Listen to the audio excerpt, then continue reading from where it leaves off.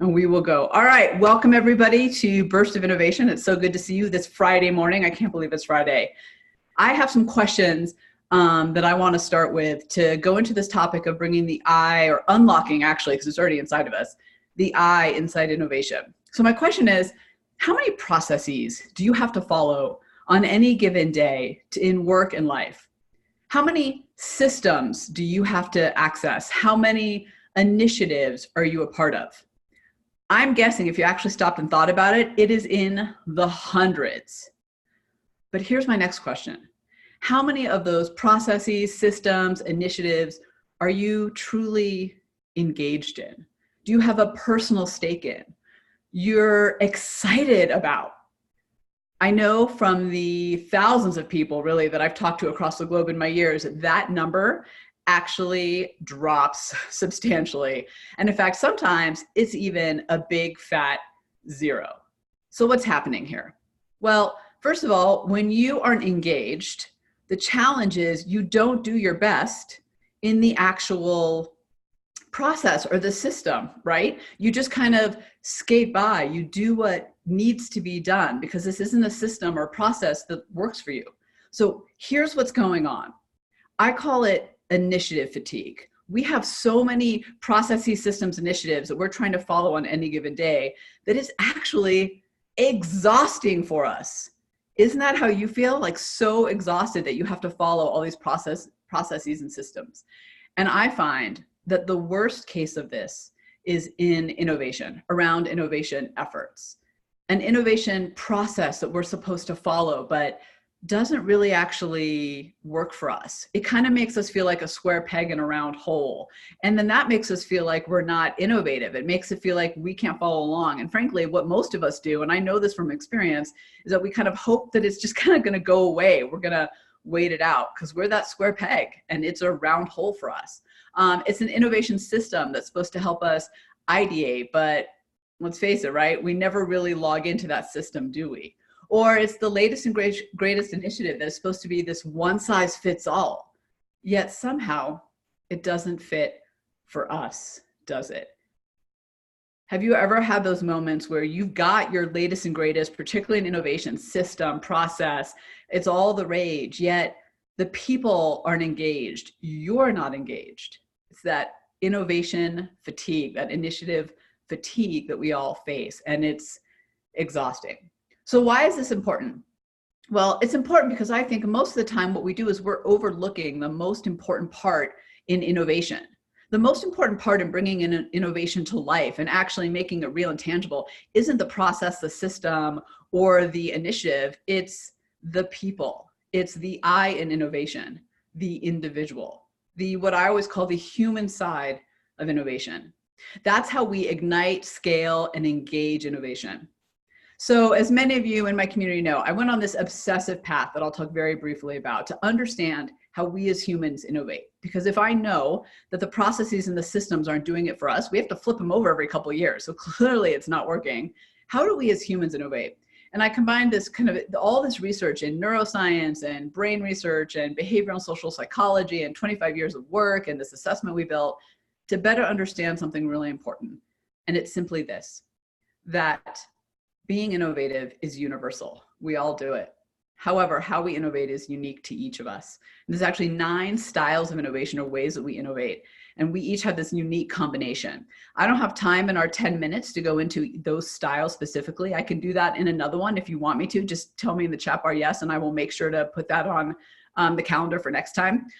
What I want to put a spotlight on today is that if we clearly understand how we innovate, if you, Jen, understand and you, Justin, understand how you as humans, as individuals innovate, that's how we get motivated to engage in innovation. Because when we understand as individuals how we innovate, we then understand what we're capable of. That's our human potential. We then understand how we fit into the innovation process. So then, instead of being a square peg in a round hole, we actually can be leveraged for the square peg that we are. That's our unique, most powerful self, how we innovate, how we bring that to life. So what I want us to think about moving forward is, instead of thinking, how do we create an innovation initiative? How do we create an innovation process? Let's think about, how do we tap the human innovation that's already around us, that's already inside us and the people that we work with on a daily basis. That's how you create innovation that actually scales and sustains into the future. As I said before, like those innovation initiatives, we switch them over every couple of years for a reason, because we've never bothered to take a step back and look at our people and how we innovate. It's the human-centered innovation, which is what we are all about here at LaunchStreet. And I think the second benefit to that, let me just layer it on for a second, because I got this question earlier, right before we went live, from someone, which was, well, if I know I'm a square peg, you know, I'm paraphrasing what they said, but if I'm a square peg and she's a round peg, like, how do we do that? The beauty of understanding human potential and how we as humans innovate and the differences between us is we can leverage ourselves for what we are, and we can leverage the diversity of thinking in the room. There's actually been some really interesting research coming out of Harvard recently, and one of the things it talked about is that teams that truly created high-performing teams, not just status quo teams, but got better outcomes, better results, it wasn't just the diversity on the surface that we always talk about, which is very important, just different ethnicities and races and ages and all that, extremely important. But what they found is that you actually need to go a layer deeper. It's diversity in cognitive thinking, diversity in how you innovate and critical problem solve, diversity on the inside. And that's what helps us build high-performing individuals and teams, is when we understand that.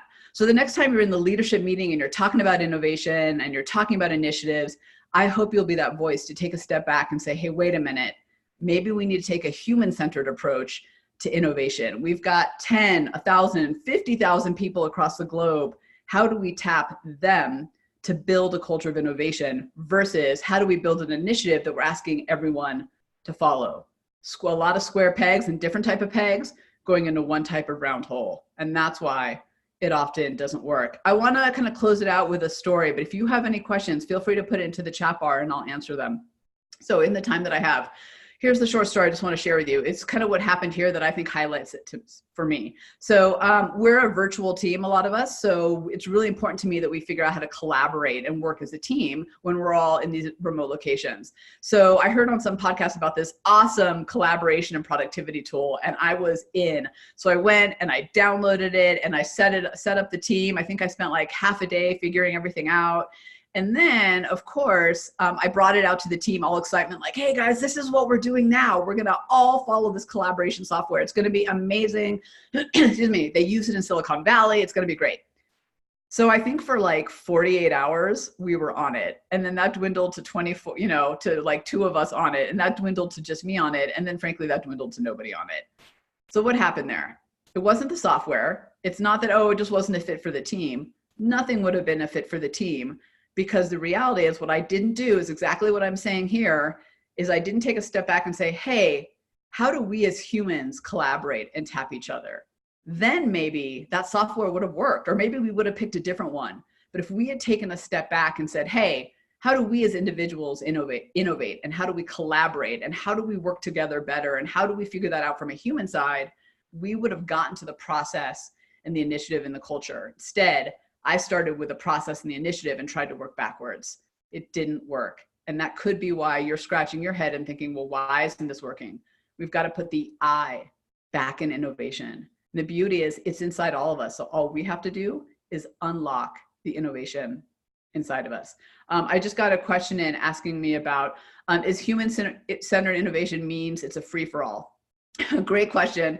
No. It's not a free-for-all. I'm not saying there aren't processes and toolkits and ways that you can leverage it, and ways to not systematize it, but actually kind of spread it out. Absolutely there are.